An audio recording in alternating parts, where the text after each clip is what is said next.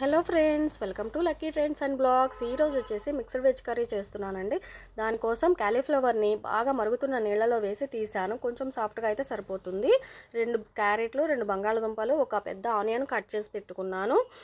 Spices వచ్చేసి మన ఇంట్లో ఉండే ఏవైనా సరిపోతాయి. 2 to 3 టేబుల్ స్పూన్స్ ఆయిల్లో స్పైసెస్ వేసేసి ఆనియన్స్ వేసి కొంచెం సాఫ్ట్గా అయితే సరిపోతుంది. దానిలోనే క్యారెట్ ముక్కలు, బంగాళదుంపల ముక్కలు వేసి కొంచెం సేపు వేగనివ్వాలి.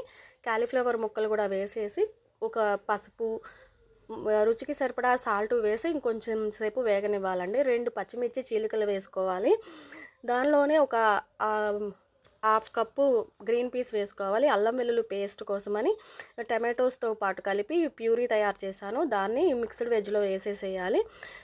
ఒకసారి కలుపుకుని మూత పెట్టి కాసేపు మగ్గనిస్తే ఆయిల్ పైకి తేలిన తర్వాత కారం వేసుకోవాలండి. కారం వేసుకుని ఒక గ్లాస్ వాటర్ వేసుకుంటే సరిపోతుంది.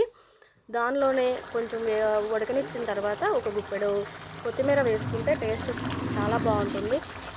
గరం మసాలా వేయాలండి. చివరిలో దించే ముందు గరం మసాలా వేయాలి. అంతే, రెడీ అయిపోయింది మిక్స్డ్ వెజ్ కర్రీ. చాలా టేస్టీగా ఉంటుంది. ఇది చపాతీలోకి, రైస్లోకి, వెజ్ బిర్యానీ లాంటి వాటిల్లో కూడా చాలా బాగుంటుంది. ఒక్కసారి ట్రై చేయండి. Thank you friends. Please like చేయండి, షేర్ చేయండి.